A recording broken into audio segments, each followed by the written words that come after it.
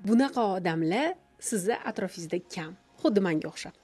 Bugun Aloqa tarix muzeyiga keldim va bir ayol uyda o'tirgan, dekretdagi 4 farzandning onasi muzeyga 4 o'g'illarini yetaklab kelib qoldilar. Aytishlari bo'yicha oxirgi 2 yildan beri doimiy muzeylarga borishar ekan. Shanba kuni ularda muzey kuni ekan, tasavvur qilasizmi?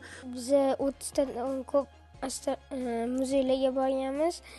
Bizga eng yoqqani astronomiya muzeyi bo'lgan. Chunki u yerda koinot, har xil tuynak va girdab bizga qiziqdi. U yerda koinotdagi olimlarning ham aqli yetmaydi bunaqa narsalarga menimcha. Hayvonot olam muzeyi yoqqan bizga. O'zbekistonning tabiati bor. Eng ko'p yoqqani qaysi? Chiniy minora. Menga ham Chiniy minora. Menga ko'proq tabiat muzeyi. Aloqa muzeyi bu yerda har xil eski aloqa vositalari, radiolarni eshitdik. Endi planinglar qanaqa? Nechta muzey ko'rmoqchisizlar yana? Dunyodagi hamma muzeylar. Xo'sh, siz oxirgi marta farzandlaringizni olib qachon muzeyga bordingiz?